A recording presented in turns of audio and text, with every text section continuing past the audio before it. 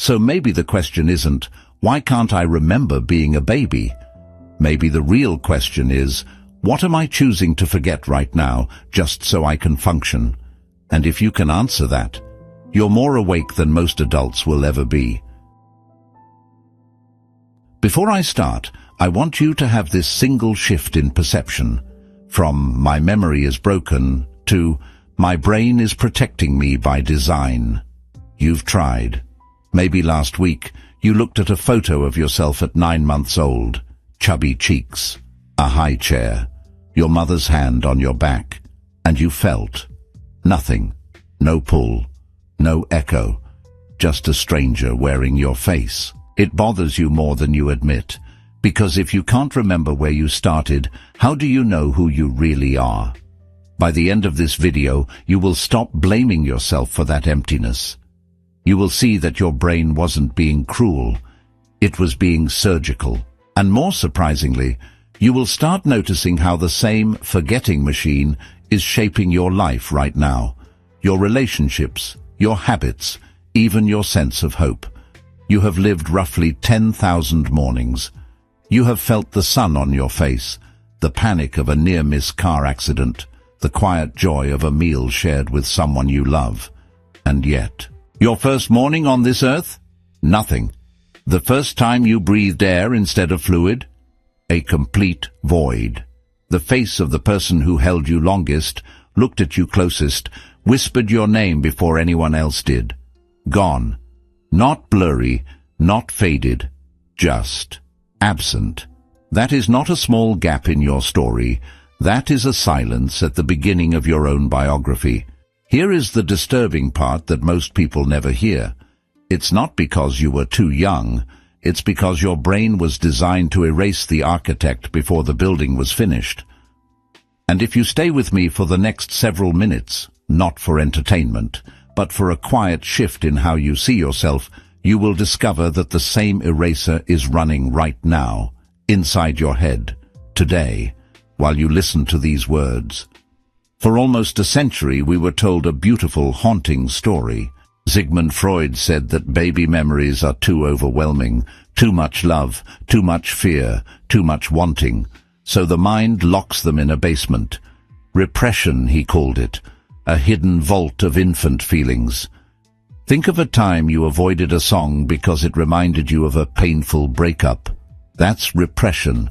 Now think of what you ate for breakfast 3 Tuesdays ago. You don't remember because it was never important. That's the real answer for baby memories. Not a locked vault, just no file was ever created. Imagine a security camera that records over itself every hour. The footage existed, but it never went to storage. That's your baby brain. Experiences happened, but the save button wasn't installed yet. Here is the uncomfortable realization. Your brain treats most of your today the same way.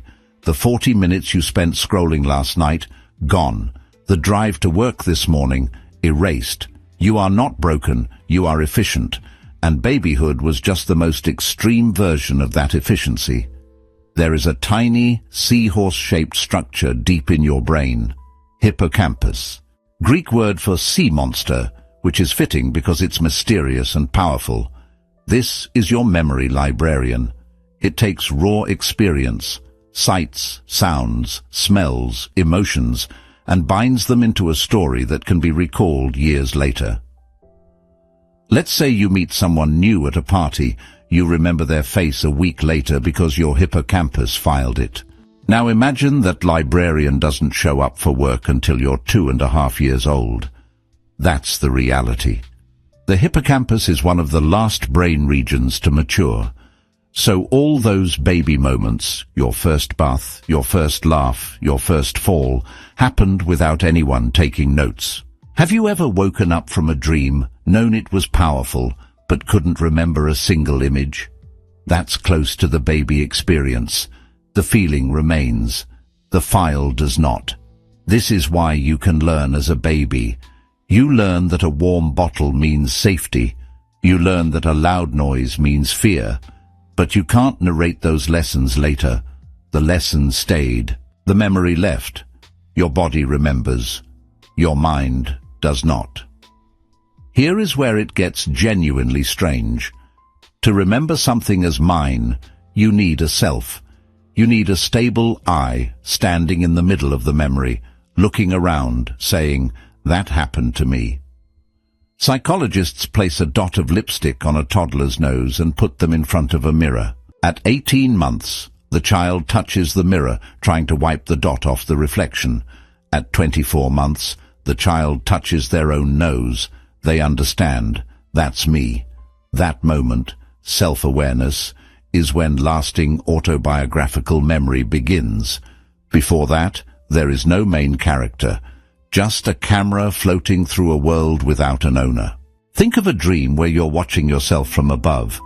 It feels strange because the you is split. That's how a baby lives all day, every day.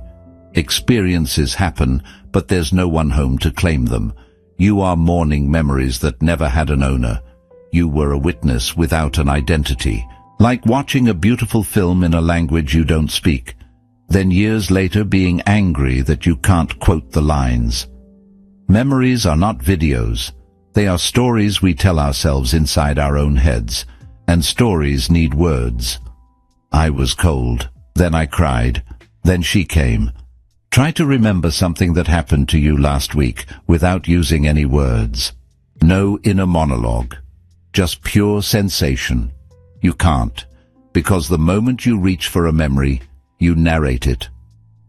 I walked into the kitchen. I saw the red mug.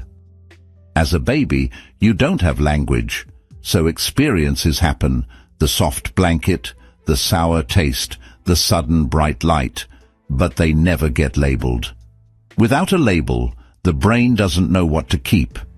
It's like having 1,000 photos on your phone with no file names, no dates, no faces. You'll never find them again. Here is something beautiful. The moment you learned the word hot, you could finally remember being burned. The moment you learned scared, your past fears suddenly had a hook to hang on. Language gave you a past. Before that, there was only now. Endless, unfiled now. Between ages 7 and 10, your brain does something ruthless. It prunes away billions of neural connections. Think of a gardener cutting back dead branches so the tree grows stronger. It keeps what you use. It throws away what you don't. Your baby memories, the exact feeling of your crib, the specific smell of your mother's shampoo in the first year are useless for survival. Knowing where the stairs are?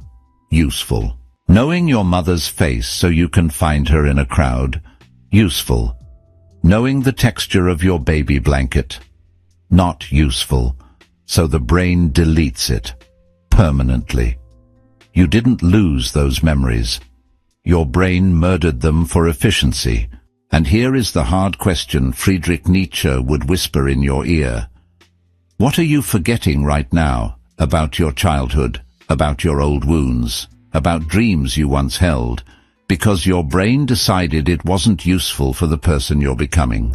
Jung said that we don't just forget. We choose to forget certain parts of ourselves to fit into society. Your baby amnesia is just the earliest version of that survival strategy. The question isn't, why can't I remember? The question is, what else have I erased to keep moving forward? You might be thinking, but I have 1 or 2 flashes from when I was 2 years old. A hallway, a carpet, a shaft of afternoon light, maybe a feeling of being left alone for too long.